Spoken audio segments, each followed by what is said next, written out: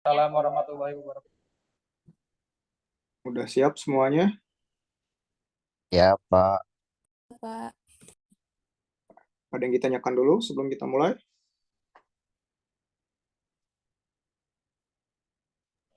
Jadi ada yang mau nanya? Silahkan nanya apa?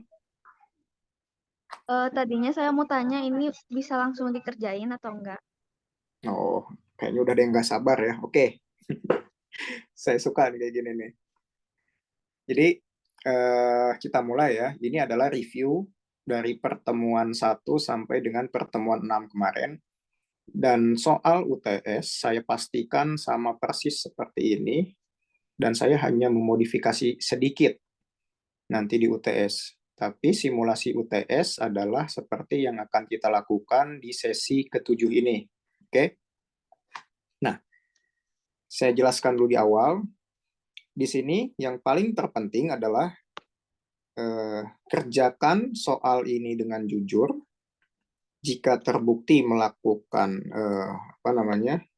pelanggaran atau kecurangan, contek-mencontek, jawabannya sama dengan temannya walaupun NIM-nya beda gitu ya. Saya pastikan akan tidak luluskan kalian dengan memberikan nilai E.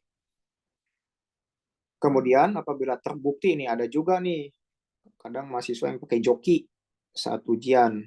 Nah, pakai joki juga kalian saya kena sanksi beri nilai E gitu. Nah, contohnya di sini kita lihat Adi Susana adalah sebuah perusahaan yang bergerak di bidang penjahitan baju, didirikan oleh seorang bernama Adi pada tanggal 2 Mei 2016. Selama bulan Mei terjadi transaksi seperti berikut. Nah, ini ada terdiri dari 1, 2, 3, 4, 5, 6, 7, 8, 9 transaksi. Nah, kemudian selain ke-9 transaksi ini juga, ada juga data untuk penyesuaian neraca saldo di Adi Swasana per tanggal 31 Mei 2016. Di sini ada 4 penyesuaian. Oke. Kemudian yang diminta yang pertama adalah ubah huruf X pada soal di atas menjadi angka terakhir pada nomor induk mahasiswa kalian. Di sini ada 3 nomor X ya. Ini 1, 2, dan 3. Oke. Jadi ubah huruf X ini menjadi angka terakhir pada NIM kalian. Kemudian, karena ini simulasi dari UTS, saya ingin kalian mengerjakan di kertas HVS atau folio menggunakan ballpoint atau pensil secara jelas. Jadi bebas. Mau dengan pensil atau ballpoint, kalau misalnya ingin mudah dengan pensil bisa dihapus, nggak apa-apa. Yang penting ditulis secara jelas dan difoto nanti menggunakan aplikasi CamScan, ya. Kemudian di-convert ke dalam format PDF supaya bisa saya gampang membacanya gitu. Kalau kalian tidak mengubah formatnya ke PDF, nanti saya sulit buat membacanya, gitu ya. Lalu kemudian setelah selesai, jawaban dikirim ke alamat email ini, ya. Maksimal jawaban dikumpulkan paling telat pukul 11. Dikarenakan kita nanti UTS adalah 1,5 jam waktunya ya, maka sekarang saya inginkan pengerjaan ini juga 1,5 jam gitu ya. Bentar.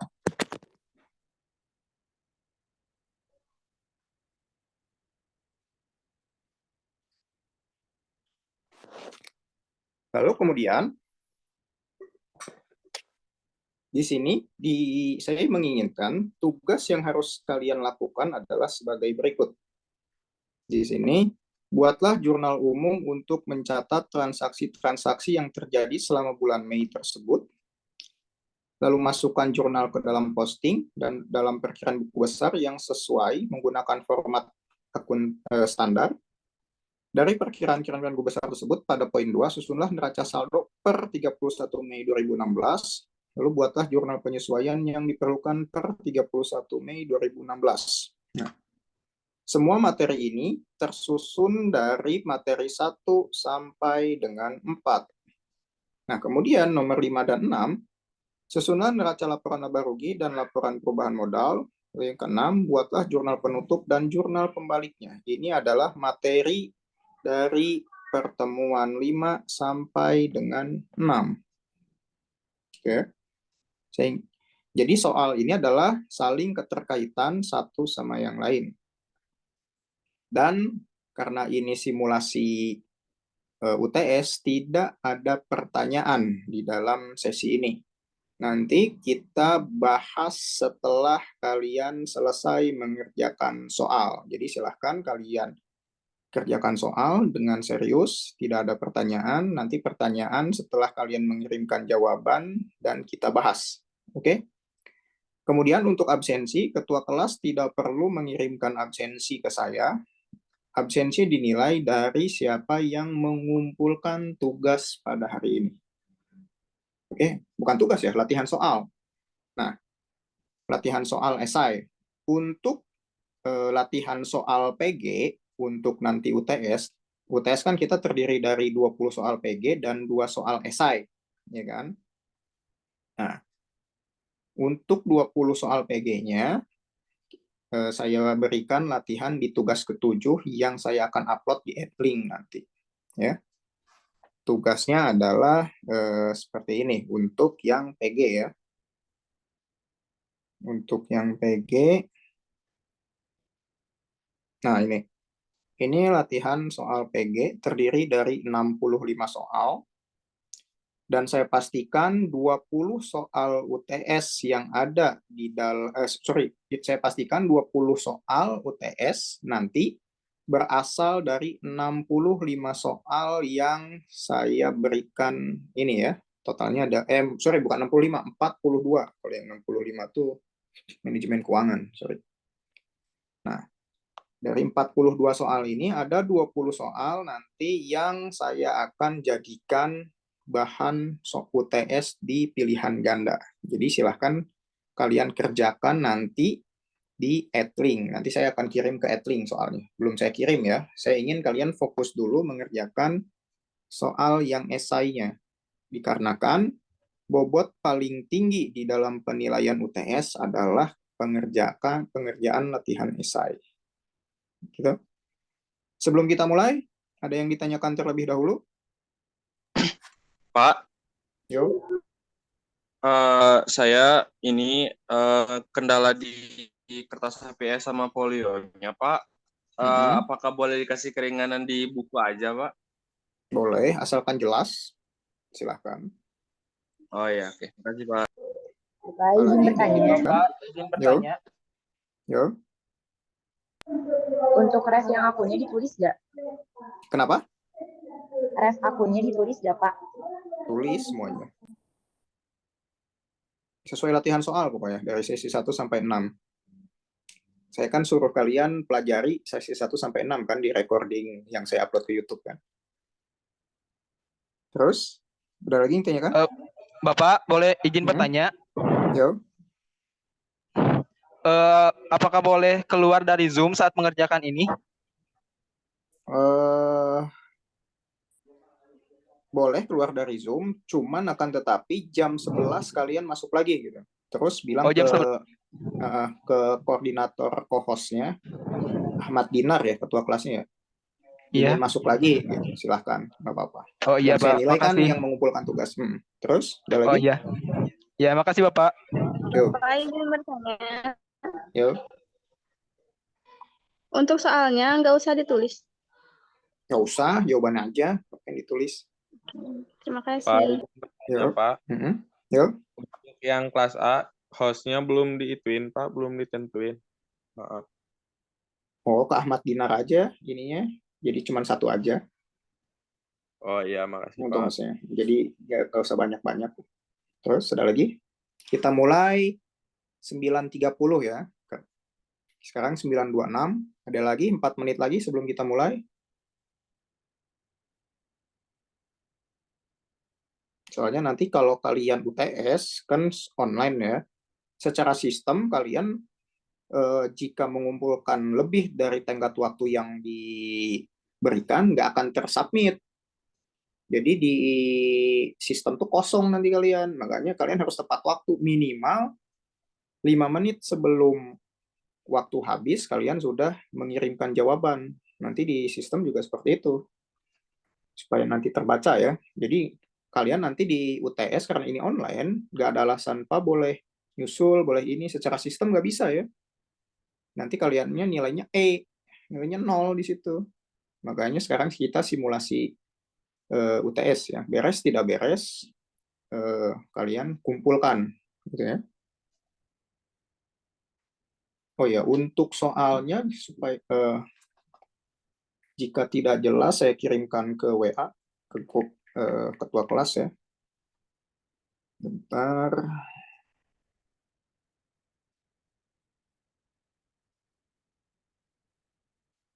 Nah, sudah saya kirim ke grup ketua kelas. Nanti silahkan share kembali oleh ketua kelas ke teman-teman mahasiswa lainnya.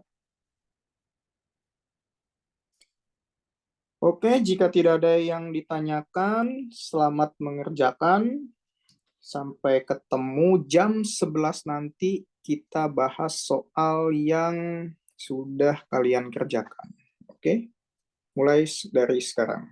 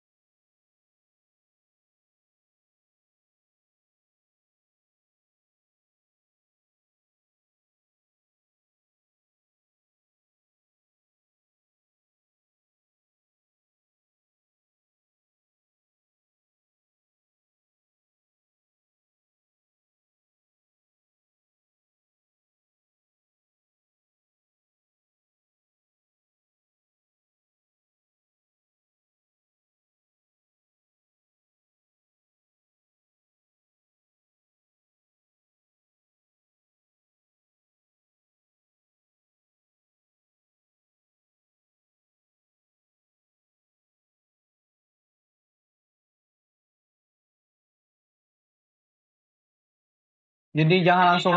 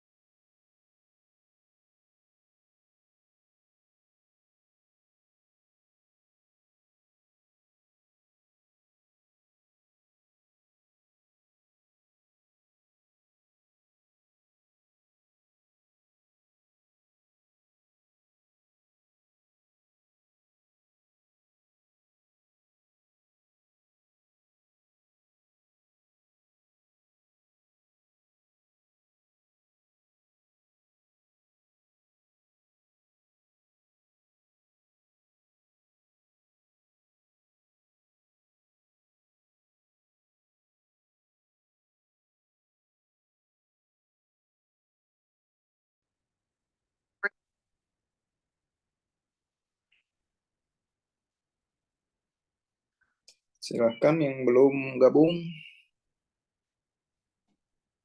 segera bergabung supaya cepat beres kita.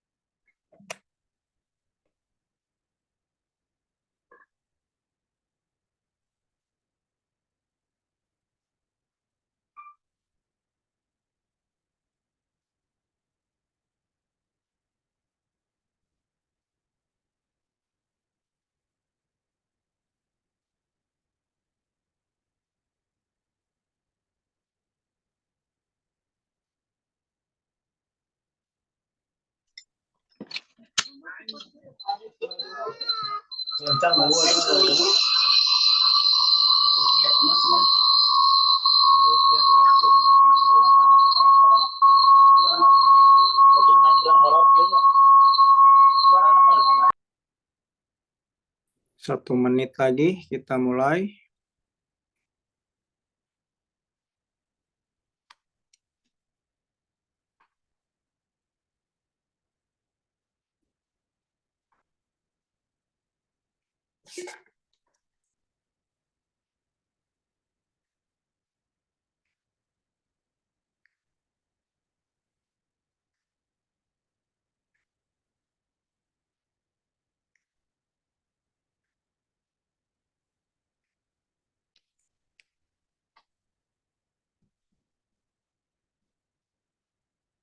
Oke, kita mulai ya. Udah 11.15. Coba yang Nur Hikmah yang mana? Yang hasil tugasnya saya pampang di sini sebagai contoh. Orangnya ada nggak? Lagi nggak ada, Bapak. Ada, Katanya izin dulu di jalan, katanya teh. Ada? Di jalan. Tadi Bapak ngerjainnya di rumah, sekarang lagi di jalan mau ke undangan saudara. Oh gitu, ya udah nggak apa-apa. Iya Bapak, Yuk. itu ngerjainnya Bapak cepet. Jadi Yuk. tulisannya nggak rapi. Yuk. Oke, nggak apa-apa. Jadi saya baru sekilas yang mengumpulkan sampai jam 11 tadi kan. Saya belum lihat semua jawaban dari kalian, akan tetapi rata-rata hanya sampai jurnal penyesuaian, bukan jurnal penyesuaian, sampai posting, jurnal penyesuaian, jurnal penutup, laporan neraca, laba rugi, jurnal pembalik, tidak terselesaikan gitu ya. Karena memang kerigitan atau memang butuh detail ya. Jadi tidak semua mahasiswa bisa mengerjakan pengantar akuntansi ini dengan cepat gitu ya. Tapi di sini ada salah satu contoh hasil dari teman kalian yang semuanya tuntas gitu ya. Saya tidak tahu jika di antara kalian ada yang tuntas atau tidak, tapi yang dikirimkan sampai jam 11 tadi yang saya buka terlebih dahulu ya, belum saya buka semuanya soalnya tugas-tugas dari kalian. Nah, di sini Nur Hikmah ini kelas MN23F berhasil menyelesaikan tugas dari nomor 1 tentang jurnal umum, buku besar, terus kemudian ke neraca, laporan laba rugi, terus juga sampai dengan jurnal penutup dan jurnal pembalik. Nah, kenapa saya berikan kalian deadline 1,5 jam? Dikarenakan memang ujian nanti tidak ada tambahan waktu dan tidak ada keterlambatan di dalam pengumpulan jawaban ya. Jika kalian telat mensubmit jawaban di dalam sistem itu tidak akan terekap gitu ya. Jadi 0 kalian nilainya nanti. Maka dari itu untuk UTS nanti 5 menit sebelum waktu selesai, saya harapkan kalian sudah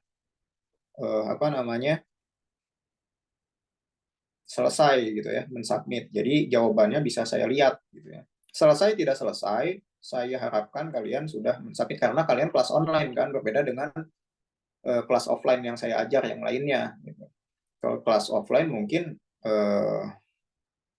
bisa sedikit kalau 1,5 jam ada 15 menit misalnya, karena offline.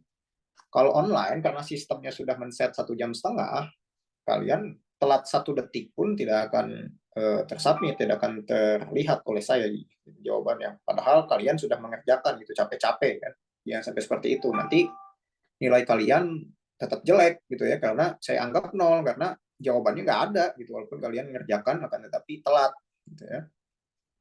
Oke, berarti yang saya lihat yang selesai mengerjakan baru Nur Hikmah sampai selesai, tapi saya juga belum baca keseluruhan apakah secara detailnya betul atau tidak, tapi secara cepat saya lihat secara keseluruhan dia mengerjakan dengan bagus sampai beres. Nah, nanti kalian silahkan belajar bersama, belajar kelompok dengan Nur Hikmah atau siapapun yang sampai beres gitu ya. Karena rata-rata di antara kalian hanya sampai dengan jurnal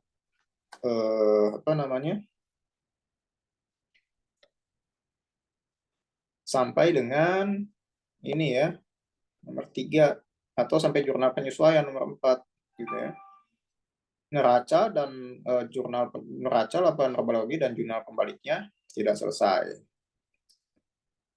Oke, kita bahas saja materi di dalam latihan soal sesi ke-7 ini. Tadi kan ubah huruf X pada soal dengan akhiran angka terakhir di NIM kalian kan. Di sini saya X-nya diganti dengan angka 0. Ya. Jadi kan tadi 6x00 gitu kan. Di sini saya ganti dengan 0. Lalu kemudian ini juga saya ganti dengan 0. Lalu di sini juga ganti dengan 0. Gitu ya. Nah, di sini kita langsung ke jawabannya. Nah, sebetulnya ini nomor akun yang harus kalian tulis di dalam penjurnalan, jurnal umum, lalu di dalam posting. Jadi saya sengaja buat nomor akunnya untuk memudahkan kalian. Akan tetapi tadi ada juga yang membuatnya sendiri, tidak apa-apa, lebih bagus. Ya. Tapi di UTS nanti sudah saya buat nomor akunnya ya untuk penjurnalan dan posting nanti. Nah, kita lihat di sini. Yang pertama adalah tugas kalian membuat jurnal umum untuk mencatat transaksi terjadi selama bulan Mei 2016 tersebut, ya kan? Nah, di sini kita lihat terdiri dari 1, 2, 3, 4, 5, 6, 7, 8, 9. Terdiri dari 9 transaksi. Kita lihat transaksi yang pertama di sini.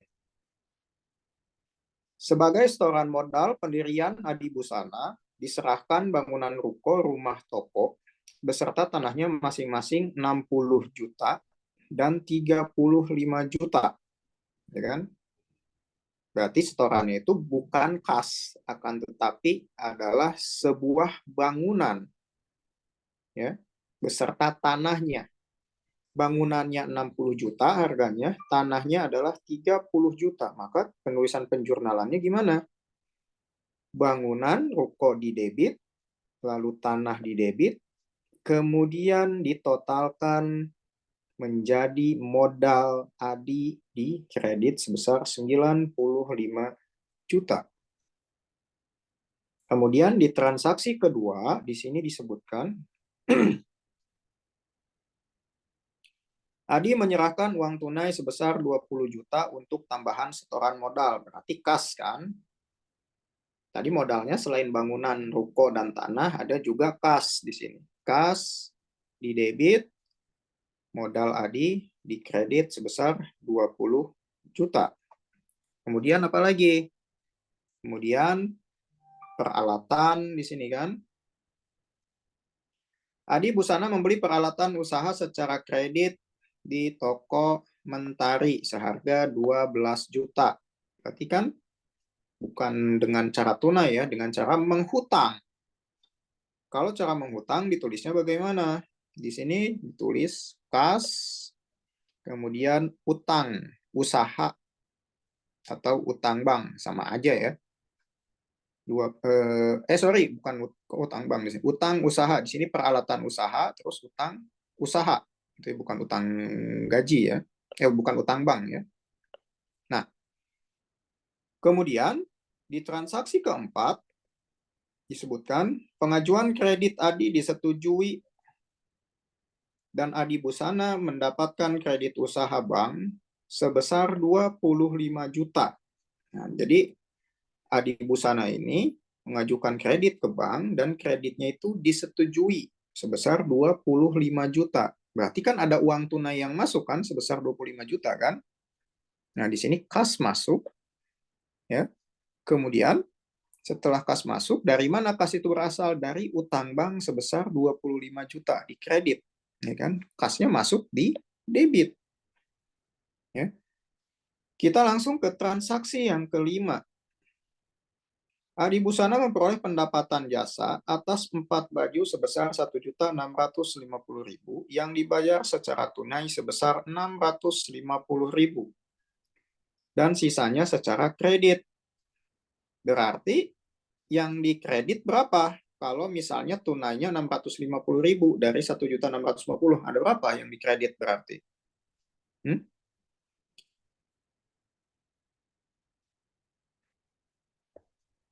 Pendapatan jasanya seharusnya kan 1.650.000 kan? Dibayar tunai 650.000. Berarti sisanya yang dikredit atau yang dihutang berapa? 1 1 juta. juta. 1 juta dalam bentuk piutang usaha, iya kan?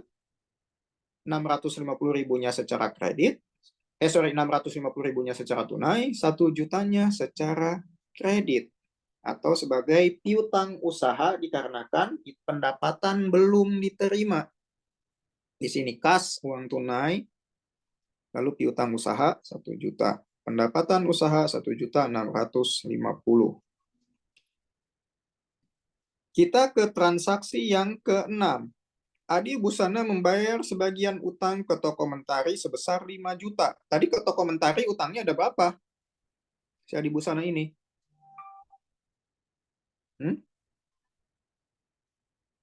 Di transaksi ketiga tadi, utang toko Adi Busana ke toko Mentari ada berapa? 12 juta. 12 juta. Dibayar berapa di sini? 5 juta kan? Sisanya berapa lagi? Utangnya 12 juta. Dibayar 5 juta. Sisanya berapa? 7 juta. 7 juta. Ya kan? Nah, di sini. Akan tetapi sisanya tadi tidak dicatat. Yang dicatat hanya utang usaha yang tadinya di PT Mentari sebesar 12 juta kan yang ini. Baru dibayar 5 juta dari kas, gitu ya. Utang usaha di debit, kas di kredit. Kemudian prive di sini. Transaksi yang ke-7, Adi mengambil uang tunai. Kalau mengambil itu apa? Istilah lainnya adalah drawing atau prive, sama aja ya. Atau penarikan. Sama aja, ya. Untuk kepentingan pribadi sebesar 4.500.000. Kalau drawing atau prive atau penarikan modal itu termasuknya ke dalam komponen apa? Aset, liabilitas, ekuitas, revenue atau expense?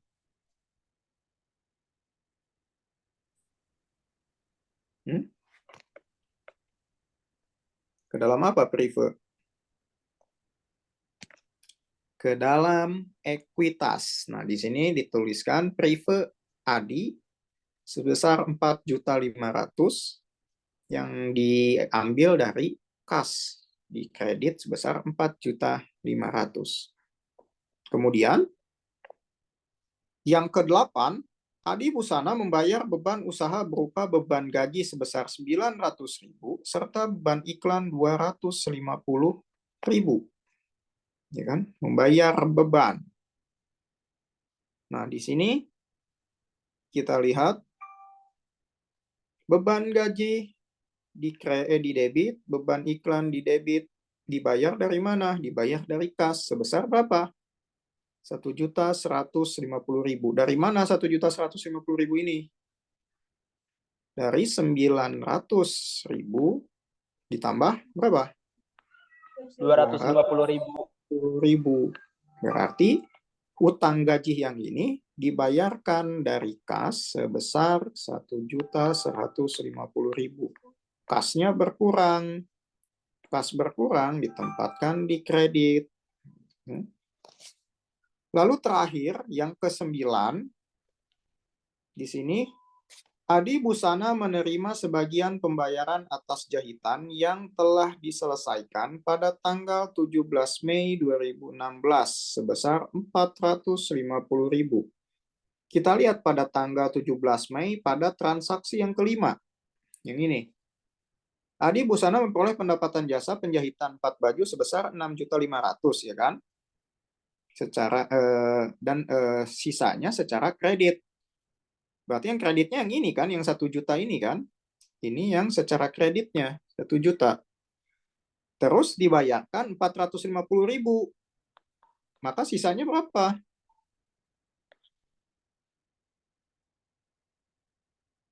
Yang belum terbayarkan.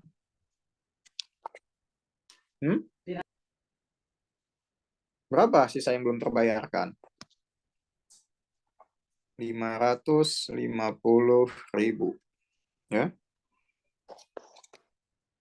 Maka ditulis di sini kas bertambah dari piutang usaha. Piutang usahanya berkurang.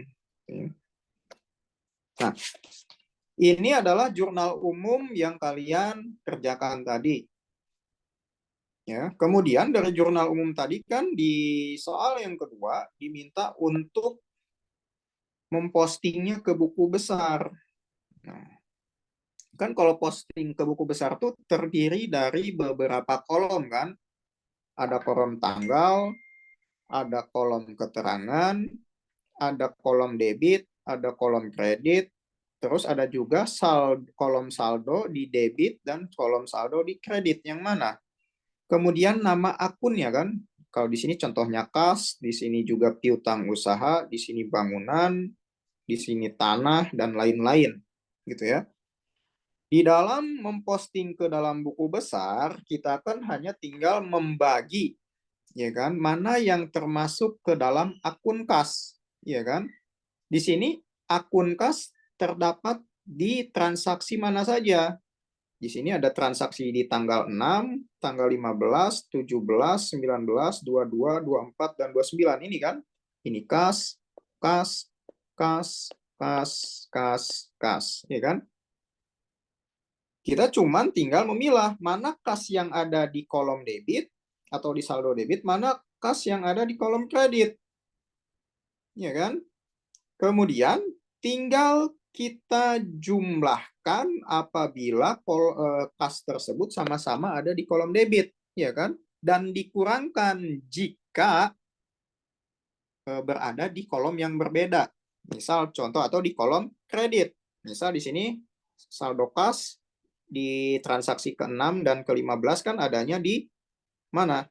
Di dalam saldo debit, ya kan? Ini tuh 20 juta ya. Ini 25 juta, ini 650.000. Sengaja nolnya dihilangkan untuk mempermudah penulisan, gitu.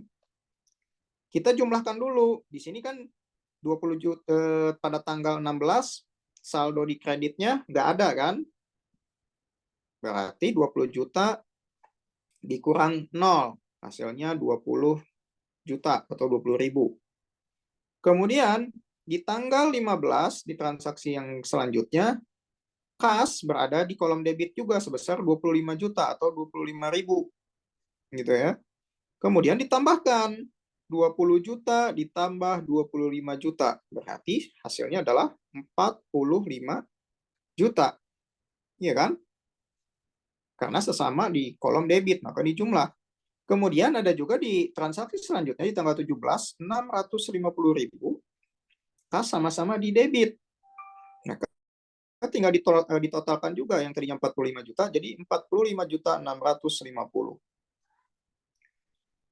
Kemudian di transaksi di tanggal 19, kas berada di kolom kredit sebesar 5.000 atau 5 juta. Gitu ya. Maka yang tadinya saldo di debit sebesar 45.650 dikurang 5 juta dikarenakan di tanggal 19 kas berada di kolom kredit yang tadinya 45.650 dikurang 5 juta atau 5.000. Hasilnya 40.650.000 atau 40.650. Nah, kemudian di kredit juga ada di transaksi pada tanggal 22 pas itu sebesar 4.500.000 atau 4.500. Nah, kita lihat saldo sebelumnya ada di saldo mana? Ada di saldo debit kan sebesar 40.650. Maka dikurangi lagi menjadi 36.150. Kemudian di transaksi selanjutnya tanggal 24 dikurangi lagi 1.150 atau 1.150. Kita lihat tadinya ada di saldo mana? Di saldo debit kan? 36.150 dikurang lagi jadi 1.150. Jadi hasilnya 35 juta. Kemudian 35 juta ini kan saldo debit, ya kan? Saldo debit. Kemudian di transaksi terakhir di tanggal 29 ternyata kas ada di debit. Berarti udah bukan dikurang lagi karena di debit lagi. 35 juta yang tadinya saldo debit karena di transaksi terakhir di tanggal 29 kas juga ada di saldo debit, maka ditambahkan, bukan lagi dikurang, 450.000. Jadi 35.450.000. Nah, begitu pula menghitung postingan di piutang usaha, bangunan, tanah, peralatan, utang bank, ya, utang usaha, modal adi, prive, dan lain-lain. Kalian tentukan mana yang ada di jurnal umum ini, yang termasuk kolom debit, mana yang termasuk kolom kredit. Diposting ke dalam buku besar masing-masing akunnya. Oke? Nah, setelah memposting masing-masing akun tadi, kita hapus dulu biar yang paham. Kita lihat di sini. Nah, ini kan ada nomor akun kan di kas. Nah, yang ini kan. 1/110. Dari mana? Saya sengaja tadi tidak berikan, dikarenakan kalian diharap membuat nomor akunnya sendiri. Tapi di sini saya sudah buat akunnya untuk kas 1/110, piutang 1/1200, dan seterusnya, gitu ya. Nanti di UTS nomor akunnya sudah saya buatkan supaya kalian nggak bingung. Nah, ini kan, ini nomor akunnya. Ini juga nomor akun dari piutang usaha 1/1200. Ini kan. Begitu seterusnya. Di dalam di dalam posting ke buku besar, nomor akunnya juga sudah dibuat. Sampai dengan beban iklan. Nah, setelah kalian membuat posting ke dalam buku besar, langkah selanjutnya adalah kalian membuat neraca saldonya, gitu ya, berdasarkan nomor akun yang sudah dibuat tadi, ya kan? Kas berapa? Masing-masing akun tuh ada apa aja? Akunnya apakah di debit, apakah di kredit, ya kan? Kita lihat yang kas dulu nih. Kas kan tadi saldo akhirnya ada di mana? Ada di saldo debit sebesar 35.450.000 kan yang ini. Saldonya ada di debit karena lebih besar di debit, gitu ya. Dituliskan di sini, gitu ya. Piutang usaha juga berapa tadi? Piutang usaha saldo akhirnya berapa? Oh, ternyata saldonya ada di debit di sini sebesar 550.000. Nah, coba kita langsung ke saldo yang ada di kredit di sini. Oh, saldo yang ada di kredit adalah utang bank. Gitu ya. Kita cari di sini utang bank. Oh, ini dia utang bank. Ya. Saldonya ada di kredit kan ini 25.000 atau 25 juta. Begitu pula cara menentukan apakah akun-akun tersebut ada di saldo debit atau saldo kredit. Di dalam neraca saldo nanti, kalian lihat di posting ke dalam buku besarnya. Saldo akhirnya ada di mana? Apakah di kolom debit atau di kolom kredit? Gitu ya. Maka, setelah kalian tahu berapa jumlah akhir saldo masing-masing akun ini, ya kan, dari kas sampai dengan beban iklan, kalian jumlahkan atau totalkan. Di sini totalnya adalah 1.486.650.000 ya. Saldo debit harus sama dengan saldo kredit di dalam neraca saldo. Ya, yang ini ya. Kalau misalnya tidak balance, berarti kalian salah di dalam perhitungan neraca saldo. Ingat, neraca saldo bukan bentuk laporan keuangan, akan tetapi catatan keuangan. Kalau bentuknya laporan keuangan, namanya neraca aja, ya, nggak ada saldo-saldonya. Kalau ini bentuknya bukan laporan keuangan, bukan ya, tapi catatan keuangan. Nah, bedakan mana neraca saldo yang bentuknya catatan keuangan dan bentuknya neraca sebagai laporan keuangan. Oke. Nah, tadi kan di dalam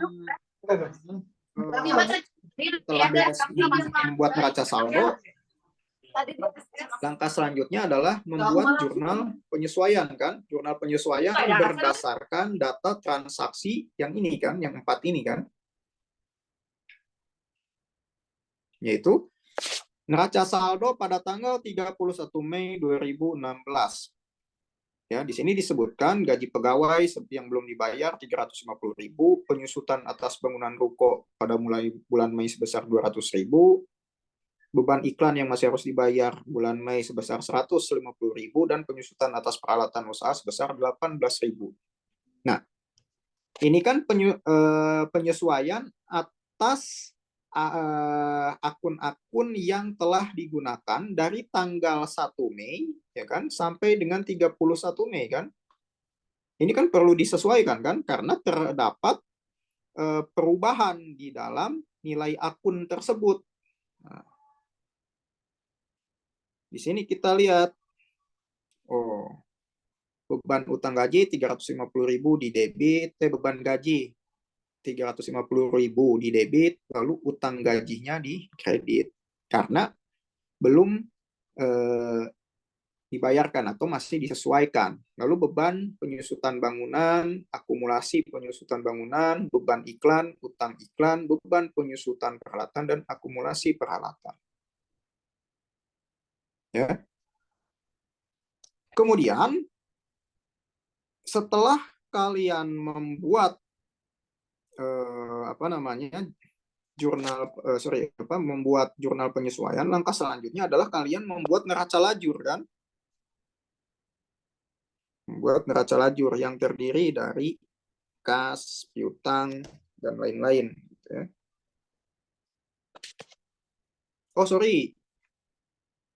Untuk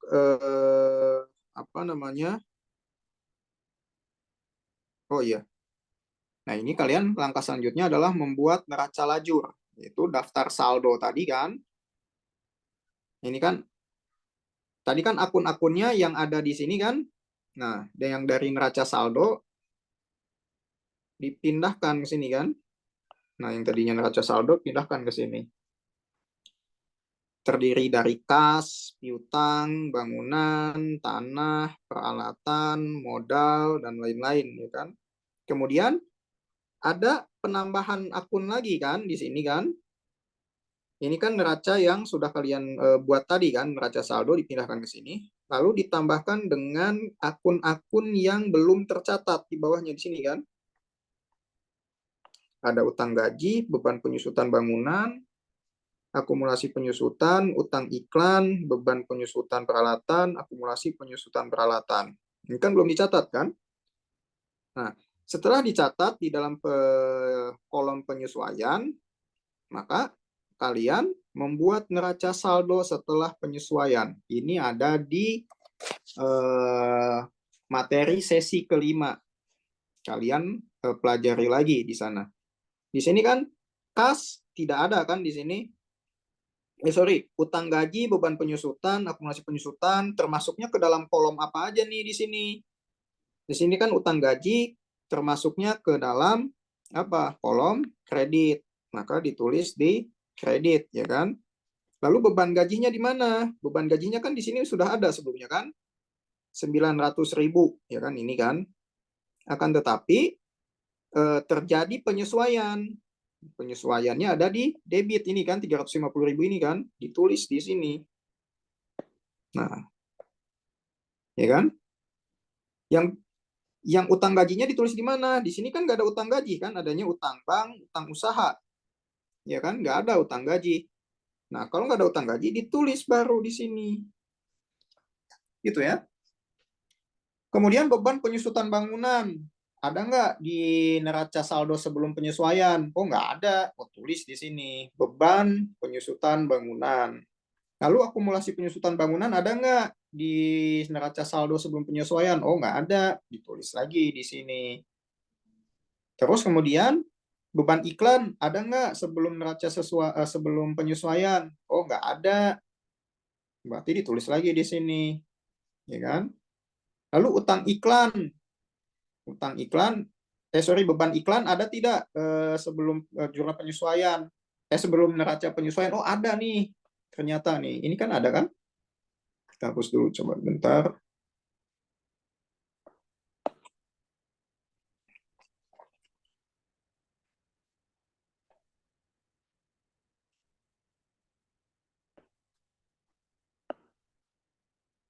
Nah, ini kan ada kan beban iklan kan?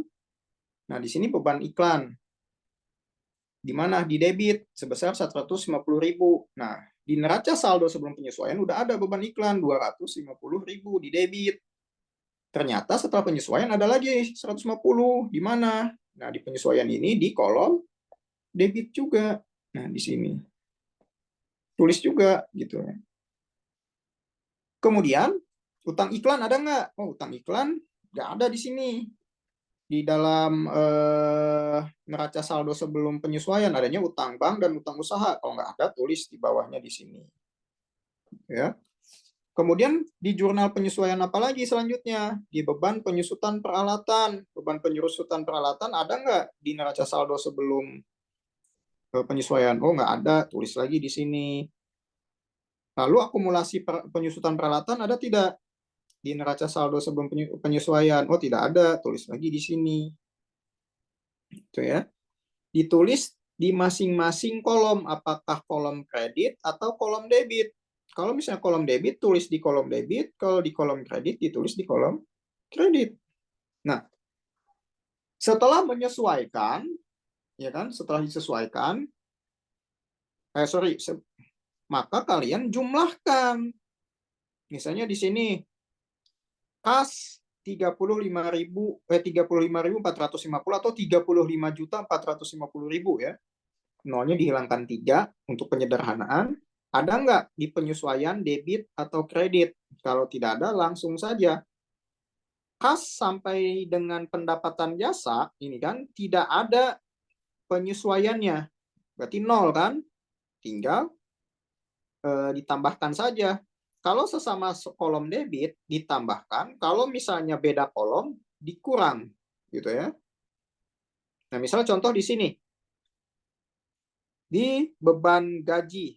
Ini kan beda, yang tadinya ada di neraca sebelum penyesuaian 900.000 di kolom debit, ya kan? Di penyesuaian ada lagi di kolom debit sebesar 350, ini kan? Nah, karena sama-sama di kolom debit, maka dijumlahkan di neraca saldo setelah penyesuaiannya berapa? 900 ditambah 450. Berapa hasilnya? 350, sorry, ini ya. 900 yang ini. 900 yang ini ditambah 350. Hasilnya berapa? Halo? Masih pada di sana? Berapa hasilnya? 1.250. 1.250 ini kan? Oke. Kemudian yang beban iklan lagi, satu lagi nih. Contohnya beban iklan. Di sini kan ada beban iklan kan, 250.000 di debit, di penyesuaian ternyata ada juga 150.000. Berarti 250 ditambah 150. Hasilnya berapa? Hasilnya adalah 400. Begitu seterusnya. Utang gaji juga, beban penyusutan juga sama. Gitu ya, ditotalkan di neraca saldonya setelah penyesuaian. Nah, setelah menyusun neraca saldo setelah penyesuaian, maka kita baru bisa membuat laporan laba rugi dan neraca. Saya ingin tahu nih, laporan laba rugi terdiri dari komponen apa aja sih? Kan komponen dalam penyusunan laporan keuangan itu ada aset, liabilitas, ekuitas, revenue, dan expense. Kalau kita ingin membuat laporan laba rugi, terdiri dari komponen apa?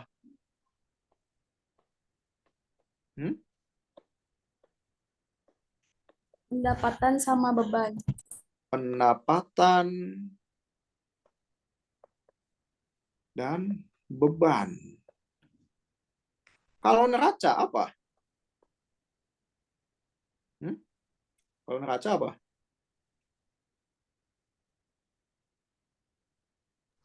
Aset lancar sama aset tetap. Aset. Aset sama dengan liabilitas, terus Ekuitas, plus ekuitas. Nah, tugas kalian adalah mengelompokkan atau mengklasifikasikan akun-akun ini. Kita hapus dulu biar jelas.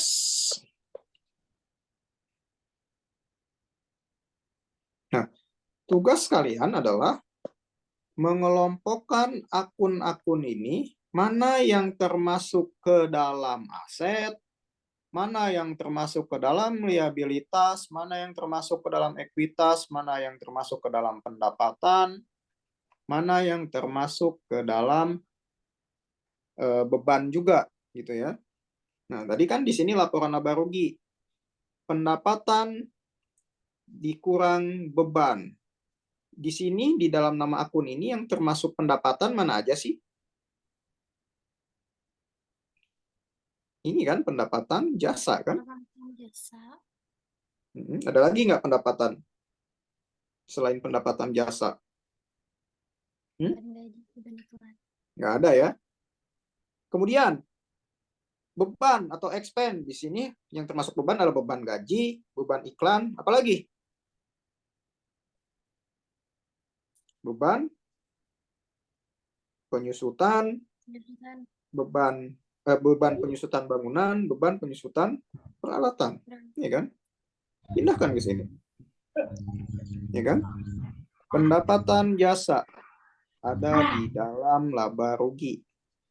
Beban gaji, beban iklan ada di dalam laporan laba rugi. Ya.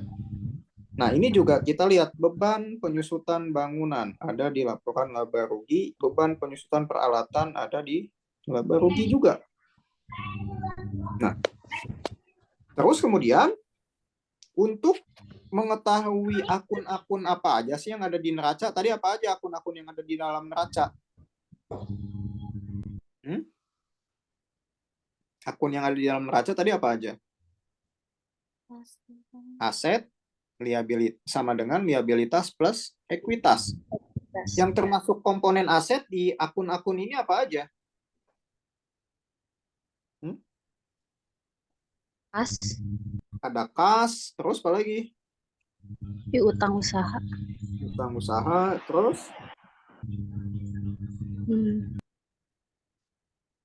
bangunan, tanah, peralatan, kas piutang usaha, ini namanya aset lancar. Bangunan, tanah, peralatan usaha, namanya aset tetap. Tetap saja kan, aset lancar dan aset tetap adanya di laporan neraca kan ini. Ya kan? Kemudian liabilitas atau utang atau kewajiban. Di sini ada utang bank, utang usaha, utang gaji, utang iklan. Ya kan? Ini termasuk dengan liabilitas, berarti termasuk ke dalam laporan neraca. Kemudian di dalam neraca juga ada ekuitas. Ekuitas terdiri dari penanaman modal dan penarikan modal atau prive. Di sini ada penanaman modal ADI dan prive ADI atau penarikan modal ADI. Ada di laporan neraca juga. Gitu ya. Setelah kalian membuat laporan laba rugi dan neracanya, kemudian baru kalian totalkan di sini. Ya, di dalam neraca lajurnya. Nah, setelah kalian membuat neraca lajur, langkah selanjutnya kalian membuat laporan keuangannya yang terdiri dari laporan neraca dan laporan laba rugi. Neraca lajur ini bukan laporan keuangan, tapi catatan keuangan. Yang bentuknya laporan keuangan itu ini.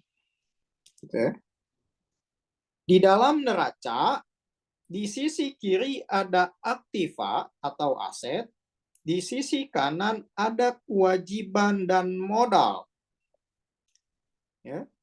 Di dalam laporan neraca harus balance antara sisi aktiva dengan sisi pasiva. Di sini bisa disebut juga pasiva ya, kewajiban dan modal itu. Ini aktiva atau aset. Ya.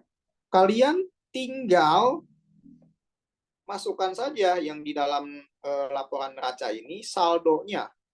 Kan di sini di dalam neraca kas piutang usaha bangunan ini kan. Ini kan saldo, kita hapus dulu biar jelas.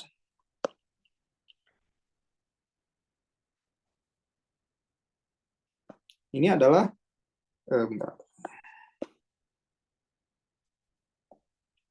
Ini adalah saldo-saldo yang ada di dalam laporan neraca lajur, ya kan? Kas 35 juta, piutang usaha 550.000, bangunan 60 juta, tanah 35 juta, peralatan 12 juta. Kan? Tinggal pindahkan ke sini kan. Oh, ternyata ada lagi nih di dalam neraca, yaitu akumulasi penyusutan peralatan, akumulasi penyusutan bangunan, ya kan? Yang tadinya tidak ada, ditulis lagi tanah, ya kan? 35 juta, tulis di sini. Pindahkan saja yang tadinya di sini ke sini. Begitu juga dengan kewajiban dan modal, sama ya. Kewajiban dan modal juga sama. Yang tadinya di sini, ini kan utang usaha, utang bank, utang gaji, utang iklan, yang tadinya ada di dalam neraca lajur, dipindahkan ke laporan neraca di sini. Total kewajibannya segini. Lalu total modal juga kan, modal ADI sebesar 115 juta, kemudian ditarik sebesar 4.500.000, ya kan? Maka sisanya adalah 110 juta 282.000, gitu ya. Di sini tinggal dipindahkan saja, ya kan? Kemudian laporan perubahan ekuitas juga, mana tadi kan di dalam laporan laba rugi, sebelum kita mengetahui berapa modal Tuan Adi, ya kan, kita harus buat dulu laporan laba ruginya, ya kan? Tadi kan pendapatan jasa di sini adalah 1.650 ini kan. Nah, ini pendapatan jasa 1.650.000 ya, yang ini ya. Nah, kemudian pindahkan ke sini 1.650.000 dikurang beban-bebannya. Nah, ini kenapa nih? Yang ini ditulis di sebelah kolom 2, ini kolom 1. Kenapa di sini?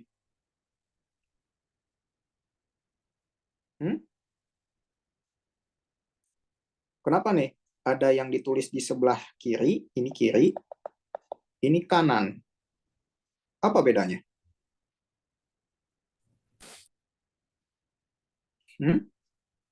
Karena belum dijumlahkan. Karena belum total, karena masih belum dijumlah, ya kan? Nah, karena masih belum dijumlah, pendapatan jasa kan cuma ada 1 ini kan? Maka langsung saja di kolom sebelah kanan, ya kan, di sini, karena tidak ada lagi komponen-komponen pembentuknya itu. Nah, kalau beban usaha kan macam-macam, ada beban gaji, beban iklan, beban penyusutan bangunan, beban penyusutan peralatan. Nah, beban-beban ini ditulisnya sebelah kiri karena belum total beban atau total expense. Kalau sudah total expense baru di sebelah kiri, di sebelah kanan, yang tadinya sebelah kiri, gitu ya. Di sini ada dalam kurung. Tandanya apa dalam kurung?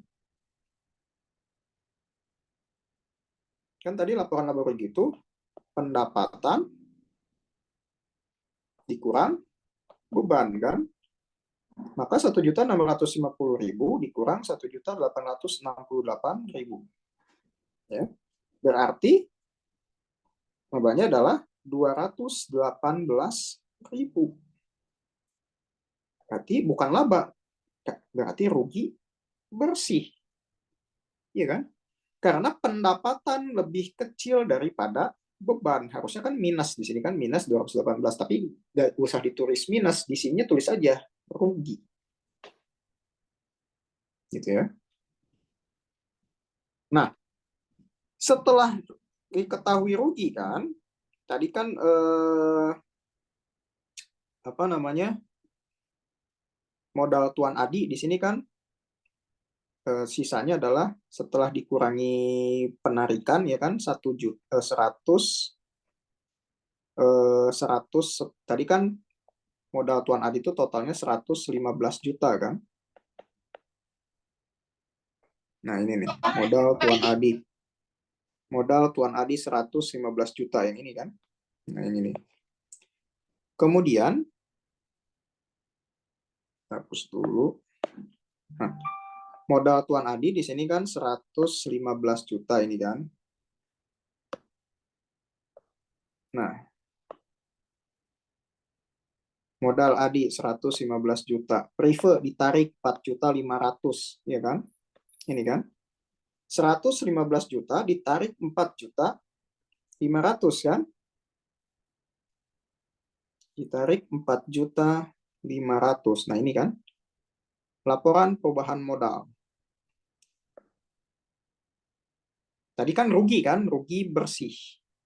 Kemudian pengambilan 4.500.000. Berarti total pengurangan modal Adi yang tadinya 1.115 juta dikurang 4.718.000 dari ini kan, dari rugi bersih dan pengambilan prive atau drawing, pengambilan modal. Maka modal Tuan Adi sekarang tinggal 110.282.000. Gitu ya. Nah, yang di sini nih. Nah,